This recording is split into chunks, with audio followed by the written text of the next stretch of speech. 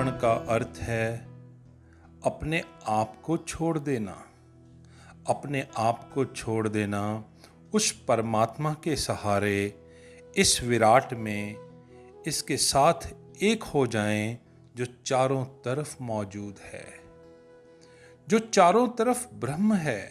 इसके साथ एक हो जाएं, आपकी बूंद सागर में खो जाए, अपने को अलग ना बचाए, क्योंकि अगर आप अलग बचेंगे तो आप खुले हुए नहीं हो सकते।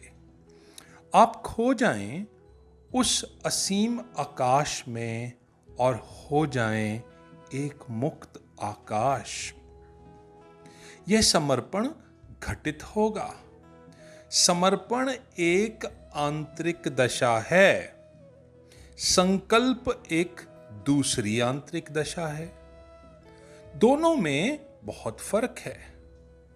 संकल्प का अर्थ है संघर्ष, समर्पण का अर्थ है कोई संघर्ष नहीं। एक आदमी तैरता है नदी में, वो संकल्प का प्रतीक है। एक आदमी बहता है नदी में, वो समर्पण का प्रतीक है। तैरने वाला आदमी डूब सकता है, पर बहने वाला आदमी कभी न डूबेगा। आपने कभी किसी मुर्दे को डूबते देखा है? जिंदा आदमी थोड़ा बहुत लड़ेगा, चाहे वो बह भी रहा हो तो भी होश रखेगा कि कहीं नदी डुबो न दे उसे। थोड़ा सा प्रतिरोध बना रहेगा।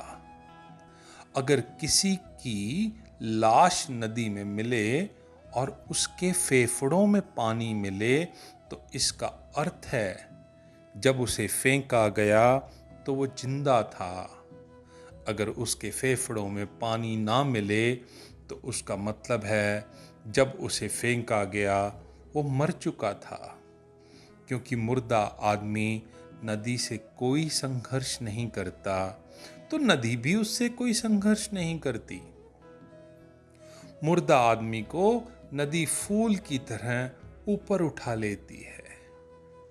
ध्यानी का अर्थ है जो अहंकार की दृष्टि से मरा। समर्पण का अर्थ है जिसने अपने अहंकार को मिटा दिया और कहा कि तू है, मैं नहीं, और मेरा मैं तुझ में समर्पित करता हूं। मैं इसे खोता हूं, इसे बहुत संभाला, इस मैं को, इस मैं से बहुत दुख पाया, जन्मों जन्मों तक इसको खींचा और कुछ सार ना पाया। इसे मैं वापस लौटाता हूं।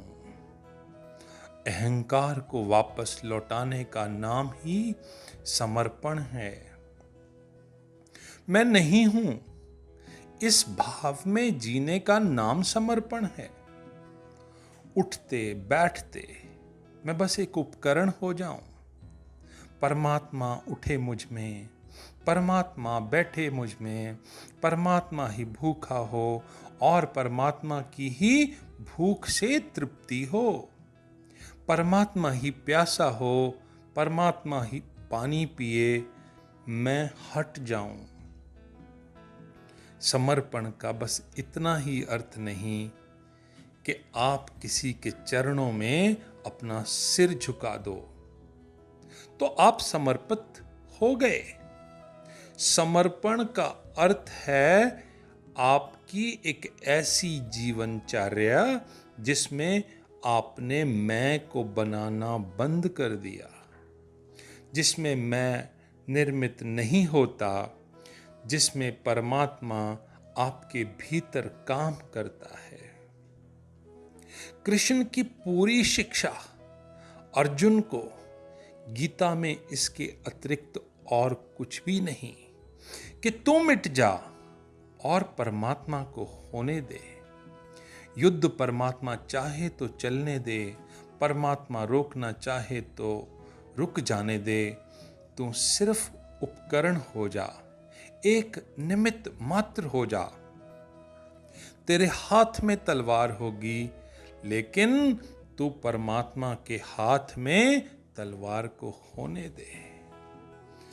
तीर तेरे हाथ में होंगे पर परमात्मा के हाथ में होने दे।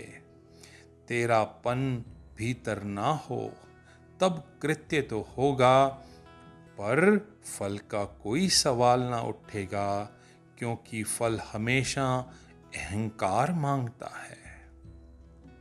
कर्म तो जीवन की ऊर्जा का हिस्सा है। कर्म तो ऊर्जा का खेल है।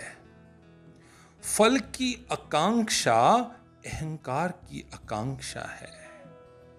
अहंकार कहता है, पूछता है कि क्या फल मिलेगा। छोटे बच्चे इसलिए खेल पाते हैं क्योंकि उन्हें कुछ नहीं पता। जैसे हमारी उम्र बड़ी होती है, खेल बंद हो जाता है, क्योंकि अहंकार पूछता है कि क्या फायदा। छोटा बच्चा घूमता है, चक्कर मारता है, हम कहते हैं गिर जाएगा, क्यों परेशान हो रहा है बेकार। हम कहते हैं इतने में तो बहुत पैसा कमाया जा सकता था। Time is money. इतने चक्कर मारने से, इतनी मेहनत करने से तो कुछ फल मिल सकता है। क्यों तुम फालतू शरारतें कर रहे हो, इसमें क्या फायदा। अहंकार सदैव पूछता है फायदा क्या है, क्या मिलेगा। लोग कहते हैं ध्यान से क्या मिलेगा। ध्यान से कुछ भी ना मिलेगा। जो तुम्हारे पास है वो भी चला जाएगा। ध्यान से कहीं किसी को कुछ मिला है? सब चला ही जाता है। और जब तुम्हारा सब चला जाता है और जो शेष रह जाता है, उसका नाम ही परमात्मा है, उसका नाम ही मोक्ष है।